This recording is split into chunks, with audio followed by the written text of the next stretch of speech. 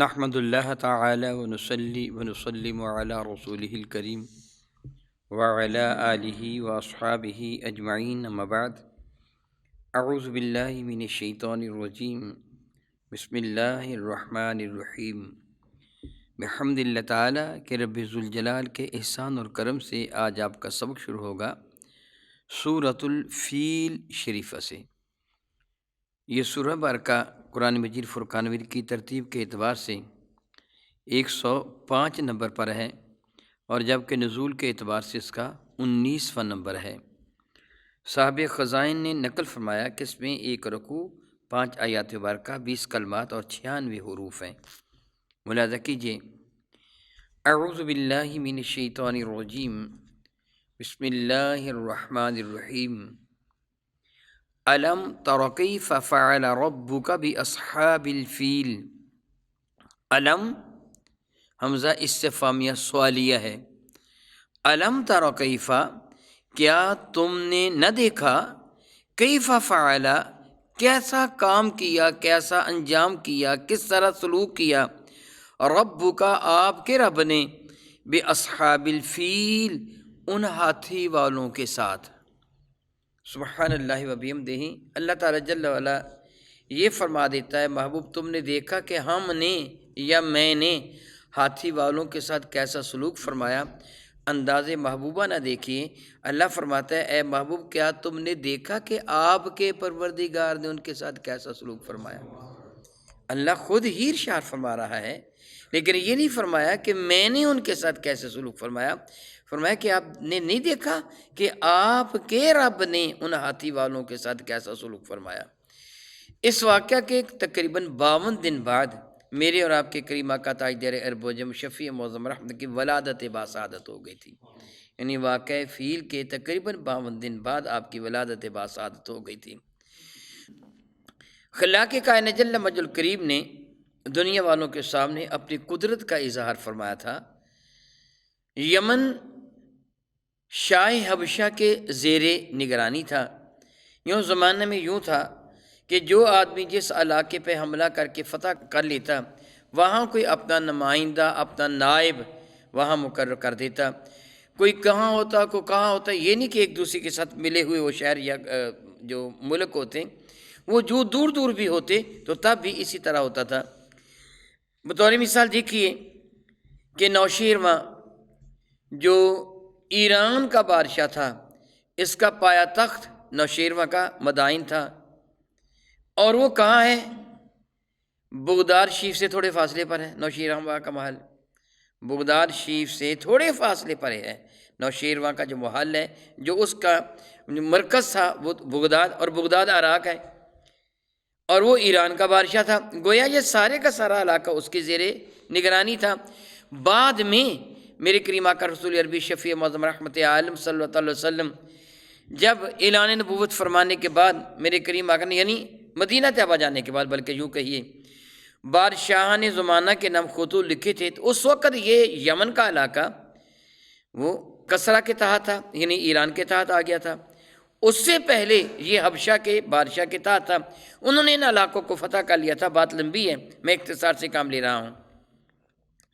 پھر شاہ حبشہ نے یمن پر اپنا نمائندہ مقرر کر دیا کہ تو میرا نائب ہے، تو یہاں میری نمائندگی کرے گا۔ اس کی فوج کا سپہ سالار تھا ابرہ نامی ایک شخص، اس سے بغاوت کی، اور اس شخص کو جو بادشاہ حبشہ کی جانب سے یمن کا اس نائب تھا، گورنر تھا، اس کو قتل کر دیا اور خود یمن پر قبضہ کر لیا۔ جب شاہ حبشہ کو یہ خبر پہنچی تو وہ بہت غصہ میں آ گیا، طیش میں آ گیا۔ اس نے قسم اٹھائی کہ میں ابرہ کے خون کو زمین پر بہاؤں گا اور یمن کی مٹی کو اپنے پاؤں تلے روندوں گا، اور وہ ایک بڑے لشکر کی تیاری کر کے حملہ آور ہونے کے لیے تیار ہو گیا۔ تو ادھر ابرہ نے چالاکی اور دانائی سے کام لیا، ایک شیشی میں اپنا خون اور یمن کی تھوڑی سی مٹی قاصد کے ہاں، شاہ حبشہ کے ہاں بھیج دی کہ آپ نے جو قسم اٹھائی ہے اپنی قسم کو پورا کر لیجئے۔ آپ نے قسم اٹھائی ہے کہ میں ابرہ کا خون زمین پہ بہاؤں گا، ابرہ کا خون حاضر ہے، زمین پہ بہا دیجئے۔ آپ نے کہا کہ میں یمن کی مٹی کو پاؤں تلے روندوں گا، میں نے یمن کی مٹی بھی آپ کے پاس بھیج دی ہے، زمین اس کو پھیلا کر اس کے اوپر آپ چل رہے ہیں، روندی جائے گی، میں آپ کا غلام ہوں، میں آپ کی نافرمانی نہیں کروں گا، آپ کا نائب ہوں، میری بغاوت صرف اس کے خلاف تھی، آپ کے خلاف نہیں ہے۔ شاہ حبشہ کو اس کا یہ عمل بڑا پسند آیا، وہ اس سے خوش ہو گیا، اس نے کہا ٹھیک ہے اب تو یہی رہے گا۔ یہ ابرہ عیسائی تھا، اس نے اب دین مسیحی کی تبلیغ شروع کر دی، لیکن اس کے گردا گرد علاقوں میں خاطر خواہ کو اثر نہ ہوا، کیونکہ لوگ کشاں کشاں حرم کعبہ کی زیارت کے لیے آتے تھے۔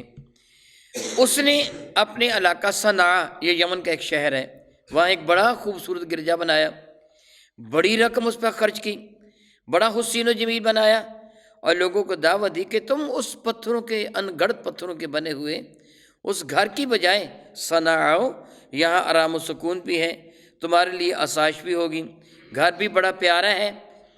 لیکن لوگ اس کی جانب متوجہ نہ ہوئے۔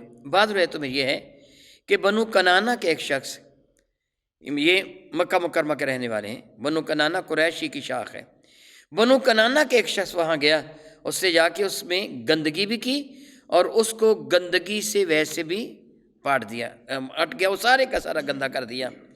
جب صبح اسے پتہ چلا کہ کوئی شخص آیا اور وہ مکہ سے آیا، اس سے آ کے میرے گرجے کی توہین کی ہے، تو اس نے قسم اٹھائی کہ میں معاذ اللہ حرم کعبہ کو شہید کر کے، ملیا میٹ کر کے رہوں گا، اس کے سوا مجھے کبھی بھی چین نہیں آئے گا۔ کہا جاتا ہے دوسری روایت کے مطابق کہ لوگوں نے، یعنی کچھ عربوں نے اس کے گرجے کو آگ لگا دی، اس کے پردے اور سامان وغیرہ جل گیا، پھر وہ غصہ میں آیا۔ ایک روایت یہ ہے کہ عربوں کا ایک قافلہ یمن میں گیا، صنعاء سے کچھ فاصلے پر انہوں نے اپنا ڈیرا لگایا، آگ جلائی کھانا پکانے کے لیے، اللہ تعالیٰ جل وعلا کی قدرت، ہوا تیز سی، آگ اڑ کر اس گرجے میں چلی گئی، یوں وہ گرجا جل گیا۔ جو بھی ہوا، جیسے بھی ہوا، یہ میرا اللہ جانتا ہے۔ ابرہ نے قسم اٹھا لی کہ اب میں حرم کعبہ کی اینٹ سے اینٹ بجا دوں گا۔ وہ ہاتھیوں کا ایک بڑا لشکر لے کر، یمن کے ہاتھیوں کا بڑا لشکر لے کر حرم کعبہ پر حملہ آور ہوا۔ وہ حرم کعبہ سے باہر اس نے پڑاؤ کیا اور اپنے قاصدوں کو کہا کہ جو بھی جانور تمہیں اہل مکہ کا نظر آئے وہ پکڑ لو گے تم، اور جو بندہ بھی نظر آئے تم اس کو گرفتار کر لو گے۔ بڑے غیظ و غضب میں تھا۔ حضرت عبد المطلب میرے کریم آقا تاجدار بوجم شفیع معظم رحمت عالم صلی اللہ علیہ وسلم کے جد محترم، آپ کے اونٹ باہر وادی میں چر رہے تھے، ابرہ کے آدمیوں نے اونٹوں کو پکڑ لیا، پکڑ کے لے گئے۔ حضرت عبد المطلب کو اطلاع ملی کہ ایسے ایسے کر کے ہوا، اونٹوں کو پکڑ کے لے گئے ہیں۔ حضرت سیدنا عبد المطلب چونکہ کعبۃ اللہ کے متولی تھے، اس لیے عزت و عظمت کے اعتبار سے یہ پورے مکہ مکرمہ میں سب سے زیادہ معزز تھے، سب سے زیادہ عزت والے تھے۔ اور پھر چند ایک واقعات بھی ایسے پیش آئے تھے جس کی وجہ سے اللہ نے ان کی عزت میں بہت زیادہ اضافہ فرما دیا تھا۔ میں ان میں سے ایک آدھ واقعہ سنا بھی دیتا ہوں۔ حضرت عبد المطلب حرم کعبہ کے قریب سوئے ہوئے تھے تو خواب میں کسی نے کہا کہ برکت کو تلاش کرو۔ آپ اٹھے اور پریشان ہوئے کہ میں برکت کون سی شے ہے جو برکت ہے جس کو میں تلاش کروں گا۔ اگلی رات پھر سوئے دعا مانگ کر کہ اللہ تعالیٰ مجھے بتا وہ برکت والی شے کیا ہے۔ پھر خواب میں بتایا گیا کہ تو زمزم کو تلاش کر۔ زمزم حضرت اسماعیل ذبیح اللہ کے زمانہ میں، جس طرح سارے کے سارے جانتے ہیں کہ زمانہ میں سیدنا اسماعیل ذبیح اللہ کی ایڑیوں کے صدقہ سے پیدا ہوا یہ چشمہ تھا۔ پھر ایک عرصہ تک بنو جرہم والے وہاں قابض رہے۔ حضرت سیدنا اسماعیل علیہ السلام کی شادی بھی بنو جرہم کے سردار فخاذ کی بیٹی کے ساتھ ہو گئی تھی، اور یہاں بنو جرہم والوں کی حکومت رہی۔ پھر قوم عمالقہ نے حملہ کیا تو بنو جرہم والوں نے حرم کعبہ کا، یا بعض روایتوں میں عمالقہ والوں نے ایسے کیا کہ حرم کعبہ کا جو اندر طغار تھا اس کے سارے جو تبرکات تھے ان میں سونے کے بنے ہوئے ہرن بھی تھے، وہ سارے کے سارے چاہے زمزم میں ڈالے اور چاہے زمزم کو بند کر دیا۔ اب پتہ نہیں چلتا تھا کہ چاہے زمزم کہاں ہے، اس پر ایک عرصہ بیت گیا تھا، کسی کو پتہ نہیں تھا کہ چاہے زمزم کہاں ہے۔ البتہ یہ پتہ تھا کہ چاہے زمزم حرم کعبہ کے قریبی تھا، اور ایسے ایسے کر کے ہوا تھا کہ حرم کعبہ کے جتنے بھی چڑھاوے تھے وہ سارے کے سارے چاہے زمزم میں ڈال کر اس کو بند کر دیا گیا ہے۔ حضرت سیدنا عبد المطلب کو خواب میں ارشاد ہوا کہ زمزم کو کھودو۔ آپ نے کہا کہ زمزم کہاں ہے؟ پھر بتایا گیا کہ جہاں سفید رنگ کا کوا ہے وہاں زمزم ہے، گندگی کے درمیان وہ گندگی کو کرید رہا تھا، وہاں زمزم ہے۔ حضرت عبد المطلب اٹھے تو کسی شخص نے گائے کو ذبح کیا تھا، لیکن وہ صحیح طریقے سے ذبح نہ ہو سکی، گائے چھوٹ کے بھاگ گئی، وہاں آ کر گر گئی، حرم کعبہ کے سامنے آ کر گر گئی، اور اس کے مالکوں نے وہیں اس کو ذبح کر لیا، ذبح کر کے وہیں اس کی کھال اتاری، اس کا گوبر وغیرہ وہیں نکالا، گوشت اٹھا کے لے گئے۔ اب یہاں کوے آ گئے، کووں نے اس گائے کے جو باقیات تھی اس کو کھانا شروع کر دیا۔ ان میں ایک سفید کوا تھا۔ حضرت عبد المطلب نے دیکھا کوا جس جگہ ٹھونگے مار رہا تھا اس جگہ کو انہوں نے ذہن میں رکھا، اور جب وہ نجاست وہاں سے اٹھی تو آپ نے وہ زمزم کا کنواں کھودنا شروع کر دیا۔ کفار مکہ حائل ہوئے اس راستے میں کہ تم زمزم کا کنواں کھود رہے ہو، یہ تو گڑھا کھود رہے ہو ہمارے معبودوں کے درمیان، ہم نہیں کھودنے دیں گے۔ تو آپ نے اللہ تعالیٰ کی حضور منت مانی کہ اللہ تعالیٰ اگر تو مجھے 10 بیٹے عطا فرمائے گا تو میں ایک بیٹا تیری رضا کی خاطر تیری راہ میں قربان کر دوں گا۔ یہ آپ نے منت مانی، اور پھر اپنے قبائل کے جو ساتھ ملنے والے تھے ان کے ساتھ مل کر آپ نے زمزم کو کھود لیا۔ جب وہ زمزم تھوڑا سا کھودا گیا تو اس سے وہ سارے کے سارے تبرکات نکل آئے، جو حرم کعبہ کے تھے وہ حرم بھی نکل آئے جو سونے کے تھے، یقین ہو گیا کہ یہی چاہے زمزم ہے۔ پھر کھودتے رہے کھودتے رہے کھودتے رہے۔ یہاں بھی ایک طویل واقعہ ہے، میں اس کو صرف نظر کر رہا ہوں کہ ان جو تبرکات نکلے تھے ان کی تقسیم کا معاملہ بھی گڑبڑ بھی ہو گئی تھی۔ بہرحال جب آپ نے زمزم کھود لیا تو دوسرے قبائل والے آ گئے، کہنے لگے اس کنویں میں ہمارا حصہ ہے، یہ کنواں ہم سب کا ہے۔ تو آپ نے فرمایا یہ تمہارا کنواں نہیں ہے، یہ کنواں میرا ہے۔ ان کا آپس میں جھگڑا ہو گیا، قریب تھا کہ تلواریں نکل آتی۔ وہ دوسرے جو لوگ تھے انہوں نے کہا کہ ایسے کرتے ہیں، فلاں جگہ ایک عرافہ ہے، کوئی خاتون ہے جس کے پاس کوئی جن آتا ہے اور وہ جو فیصلہ کرتی ہے فیصلہ بڑا صحیح ہوتا ہے، ہم اس کے پاس جاتے ہیں۔ چنانچہ یہ دوسرا علاقہ شاید یمن میں تھی، وہ وہاں جانے کے لیے روانہ ہوئے۔ حضرت عبد المطلب کے خاندان کے دیگر افراد بھی ساتھ تھے اور وہ لوگ بھی ساتھ تھے۔ حضرت عبد المطلب اتفاق کی بات ہے کہ ان کے پاس پانی کم تھا، جنگل بیابان میں پہنچے تو پانی ختم ہو گیا۔ انہوں نے دوسرے جو خاندان اور دوسرے جو جا رہے تھے ان کے دشمن، ان کے مد مقابل ان کو کہا کہ ہمیں تھوڑا پانی دے دو ورنہ ہم مر جائیں گے۔ تو انہوں نے کہا بہت اچھی بات ہے تم مر جاؤ گے، تو اگر تم مر جاؤ گے تو ہم تو یہی چاہتے ہیں کہ جنگ کیے بغیر ہی تو مر جاؤ تاکہ ہم زمزم پر بھی قبضہ کریں اور کعبہ پر بھی قبضہ کریں۔ حضرت عبد المطلب نے اپنے ساتھیوں کو کہا کہ بجائے اس کے سارے بغیر قبر کے مر جائیں، یوں ہوگا نا، ایک مرے گا پھر دوسرا مرے گا، تیسرا مرے گا، چوتھا مرے گا، قبریں اپنی کھود لو، جو کوئی آدمی مرے گا اس کو قبر میں دفن کیا جائے گا، آخر میں ایک رہ جائے گا کہ جو قبر میں ڈالے جانے سے باقی رہ جائے گا، باقی سارے کے سارے دفن کر دیے جائیں گے۔ پھر حضرت عبد المطلب فرمانے لگے یہ بات بھی غلط ہے، ہم اپنے ہاتھوں سے اپنی قبریں کھودیں، ہمیں کوشش کرنی چاہیے پانی تلاش کرنے کی۔ یہ گفتگو ہو رہی تھی اور دوسرے بڑی خوشیاں منا رہے تھے کہ اب یہ اسی طرح جنگل بیابان میں ہلاک ہو جائیں گے پیاس کی وجہ سے۔ حضرت عبد المطلب نے اپنی اونٹنی اٹھائی تو اونٹنی کے نیچے سے پانی کا چشمہ ابل پڑا۔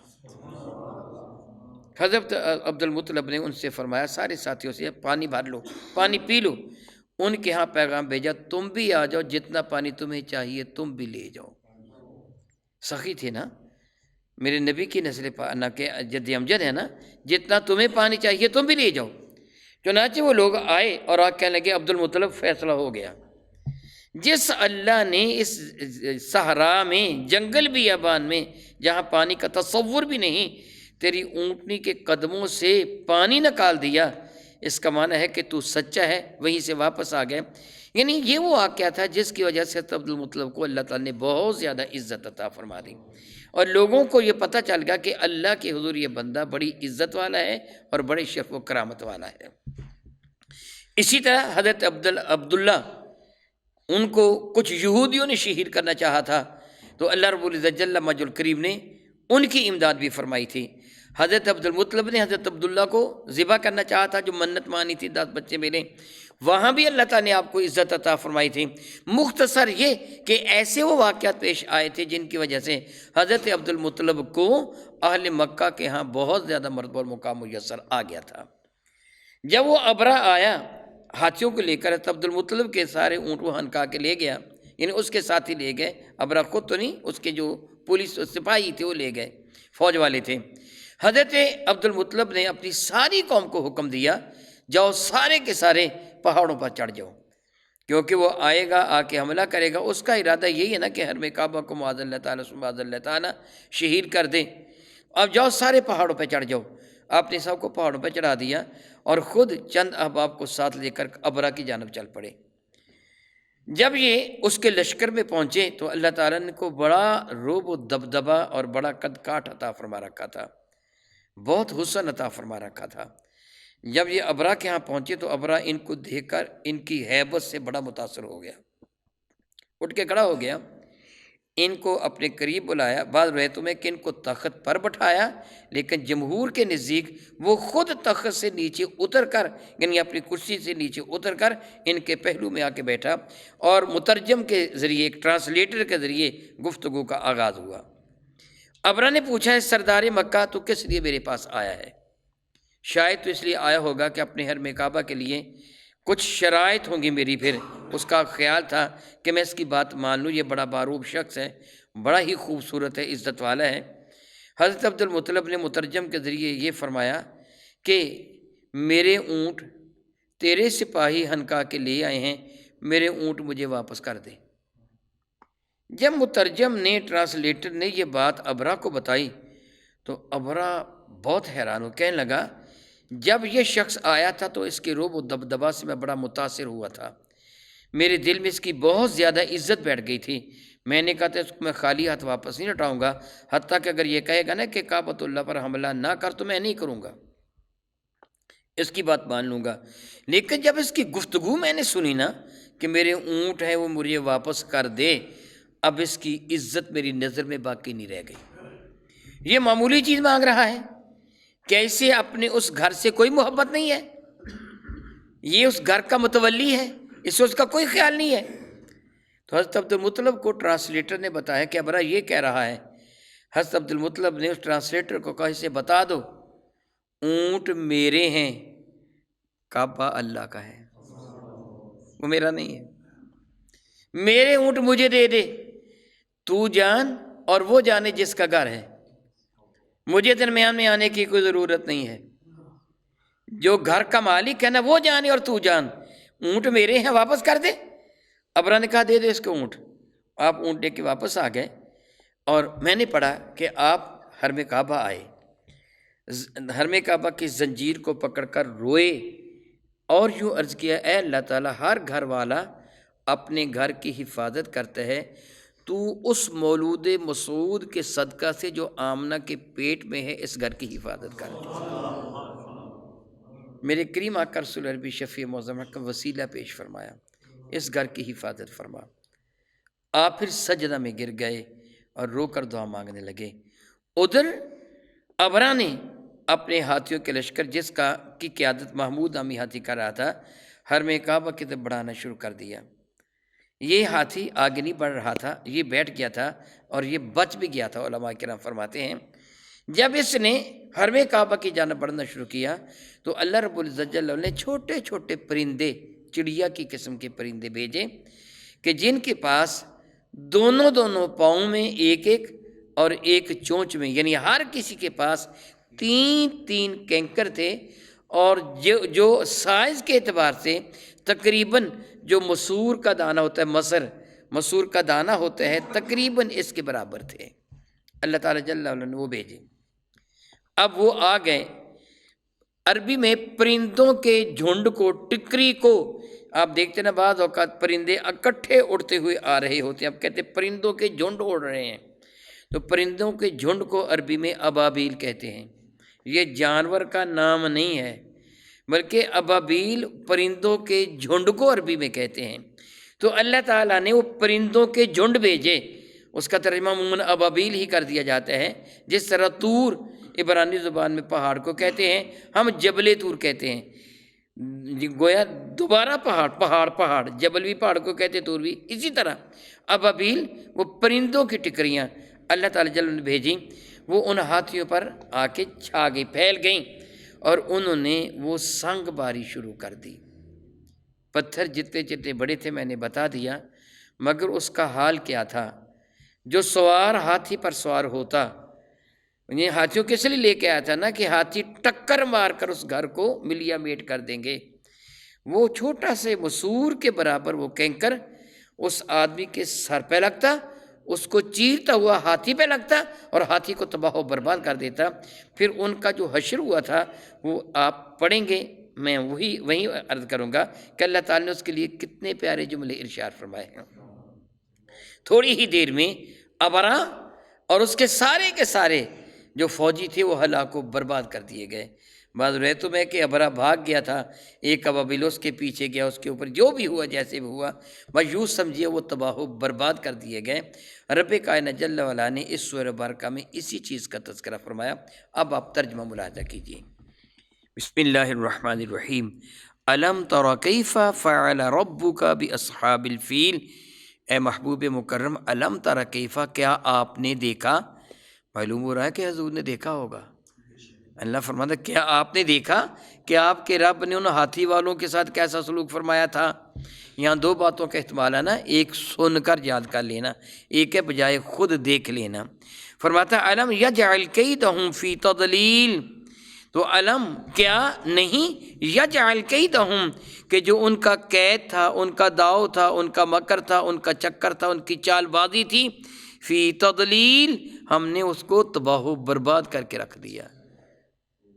فرماتے ہیں وَأَرْسَلَ عَلَيْهِمْ طَيْرًا أَبَابِيلَ، وَأَرْسَلَ عَلَيْهِمْ، اور بھیجی ہم نے ان پر طَيْرًا، پرندے، ابابیل، جھنڈ کی شکل میں، یہ ٹکریوں کی شکل میں ان پر ہم نے، ارسل، اور بھیجے، علیہم، ان پر، طیرن، پرندے، ابابیل، وہ جھنڈ کی شکل میں، ٹکریوں کی شکل میں، فوج کی شکل میں، ترمیہم، رمی کرنا، وہ رمی جمارہ آپ نے سنا ہے، دور سے پتھر کو پھینکنا، ترمیہم، انہوں نے ان پر پھینکے، بحجارۃ، پتھر، من سجیل، کینکر کے پتھر، یعنی جو پتھر تھے وہ کنکر جیسے، وہ پھینکے ان پر۔ اللہ تعالیٰ فرماتا ہے فجعلہم، ان پتھروں سے ان کو کیا کر دیا، کعصف مأکول، عصف، کھیتی کھائی ہوئی، معقول، اکل یاکل، کھانا پینا،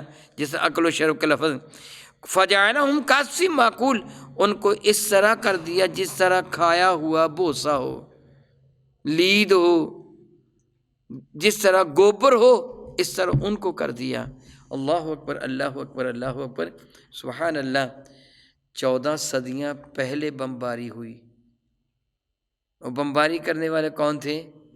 پرندے، اوپر سے بمباری کر کے ہاتھیوں کو تباہ و برباد کر کے رکھ دیا۔ اللہ نے فرمان کو ایسے کر دیا جس طرح کھایا ہوا بوسا ہو۔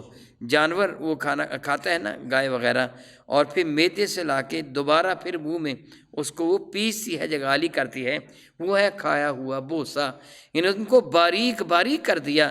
اللہ اکبر، اللہ اکبر۔ اللہ تعالیٰ کی قدرت کاملہ دیکھیے، وہ چاہے تو چھوٹے چھوٹے پتھروں کو وہ دھماکہ خیز بنا دے اور ان ہاتھیوں کے پڑکچے اڑ جائیں، ان کی نہ ہڈی تھی نہ ان کا کوئی پسلی نظر آتی تھی۔ اللہ فرماتا ہے کہ کھائے ہوئے بوسے کی طرح ان کو باریک باریک کر کے رکھ دیا، وہ سارے انسان بھی اور ہاتھی بھی۔ اور وہ چاہے تو آپ جانتے ہیں کہ ایک چھوٹے سے بچر سے نمرود کو ہلاک کروا دیا تھا، بڑا ہی بے نیاز ہے۔ سبحان اللہ و بحمدہ۔ بحمد اللہ سورۃ الفیل کا ترجمہ مکمل ہوا، او کما قال اللہ تبارک و تعالی، واللہ تعالی اعلم باسرار کتابہ۔